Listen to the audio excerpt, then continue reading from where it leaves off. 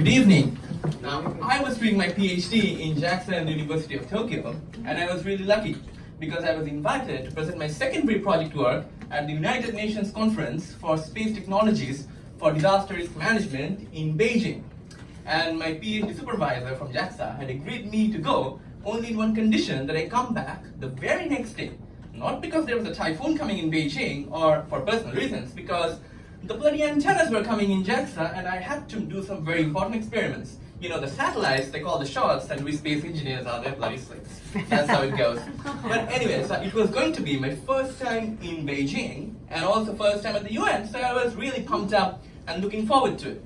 But believe it or not, once I got there, it was quite boring. It was full of dull policymakers who were lazy and they didn't really get the intricate details of space technology. How sad indeed. With the one exception. There was a British guy in his mid-30s and he was working at the UN ESCAP office, and he was also a scientist. He took extensive interest in my work and we had a very nice conversation regarding work and nice sarcasm and dry humor that I like. So we got along perfectly. But once I was done with the particulars of presenting my stuff and getting the feedback, I decided to skip the final day of the conference and do some much more exciting sightseeing instead. So I googled places to see in Beijing and found the three main places: the Forbidden City, the Sun Palace, and the Great Wall in Badaling. And in my naivety as an eccentric, enthusiastic traveler, I decided it would be a wonderful idea to do them all in one day. How nice indeed. So I began with the Forbidden City and Tiananmen Square. Anyone who has been to China would know it's a huge place and security and crowded, it's a disaster.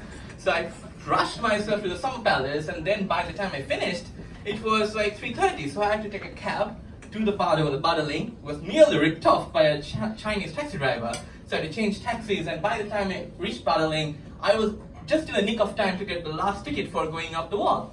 But it was completely worth it. Beautiful sunset, perfect weather, not crowded at all. I felt like a king on the top of the Great Wall. Now originally, my plan was to have dinner with my two other co-authors, French-Canadian guy and an Indian guy in Beijing, but because I was running late, I came back around 11, and by then they had already gone off to bed. But because I was rushing throughout the day, I had hardly eaten anything, so I was absolutely starving. So I googled late night food in Beijing and took a metro to the Sanlitun area, which is, for information, the Roppongi equivalent of Tokyo. So I found this restaurant slash bar slash club, music, whatever going on, got a bowl of Chinese noodles, filled my stomach, and was sipping slowly a glass of beer, very content and satisfied that I managed to do everything in just 3 days. And I was about to leave to go back and get some sleep because I had an early morning flight, when from the corner of my eye, I see a familiar face, and he's walking towards me. It's the cool British guy from the conference. And he comes up to me to ask and offers me to join him and his friends for partying all night. Now, being a nerd, especially having a morning flight, partying all night would never be on my agenda. But this was the influential UN guy, and he was asking me to join him for having a, ball all night. I was like, of course, to hell with my flight. So we partied all night, and we went to all these fancy bars, and he brought champagne, Pinot Noir, cognac, but I didn't pay for anything because he insisted that I was a student. So I was like, jolly good, but I hit the jackpot. But in my naivety, amidst the excitement, I had mixed alcohol. So basically, I got really hungover pretty easily, and I looked up at my watch after a while, and it was at 4:30. I'm like, bloody hell, I have to run to get the antennas in Tokyo. So somehow, in a very tipsy situation, I found a taxi, negotiated price, get back to the hotel, enter the room. My French-Canadian friend is like snoring away on the couch. My stuff is lying everywhere. It's a disaster. So, and on top of it, I have a very bad headache. So first I have to sober up, taking a shower, and then there's a knock on the door. The other Indian friend is knocking that the taxi to the airport has arrived, and they're complaining. It's an absolute mess.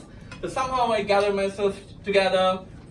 I don't know how I did it, but managed to get my stuff. And before leaving, opened the safe, took a passport, put it in my pocket, rushed up to the taxi, and fell asleep immediately. Now, I was woken at the airport by my Indian friend, saw the time, 6:40, well within time for checking up. I was like, well done, Buddha, you made it, despite the crazy night. So I'm at the check-in counter, about to, check in, of course, and I took my passport from my pocket. Everything's good, it looks blue. So it's an Indian passport, for information. And then it's on the cover page, it's written Canada.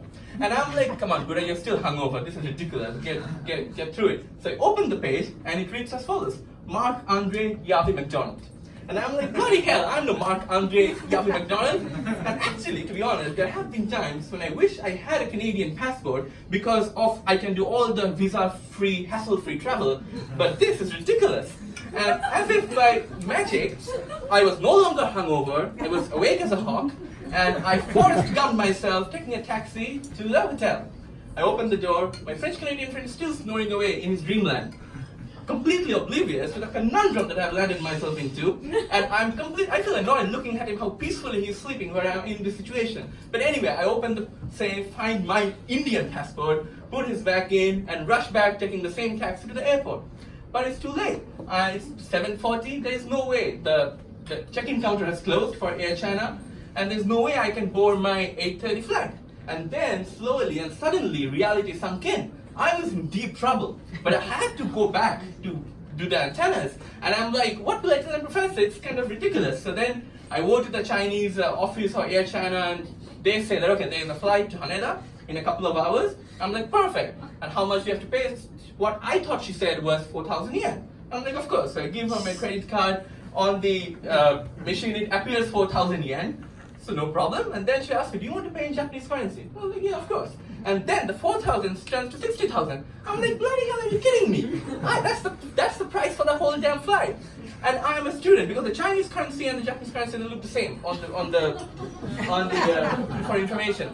So then I'm in big trouble because I don't have enough money on me, and also not enough balance on the credit card. But I must go back to Tokyo for the antenna. That's the only thing that matters at the moment. So then you have a hilarious situation. In the middle of the airport, you have an Indian and a group of Chinese negotiating price. And I have never felt, generally I'm a laid-back person, but generally I've never felt more desperate in my life. I put all the cards on the table and look, I'm a PhD student from JAXA, University of Tokyo, but nothing is working. And then out of the work desperation, I said, okay, you know what? I was here for the UN and showed them the United Nations invitation letter, and voila, their faces changed. And they asked the superiors and stuff, and eventually they agreed to give me the flight with a one less zero, 6,000 yen. Oh. I was like, are you kidding me? Fantastic. So immediately agreed, checked in, had my boarding pass in hand, and never had I felt more relieved. So I was finally in the airport lobby with a much-deserved cup of coffee in my hand and relaxing, and thinking that now nothing can go wrong.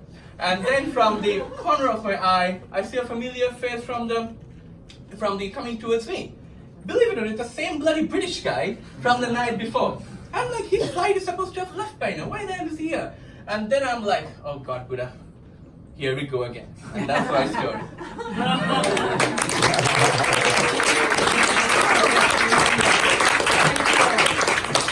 Wow! Or could it be Buddha, the scientist? Who knows? Ended up negotiating with the Chinese a 54,000 yen reduction in price. Oh, really? We'll see about that. Right,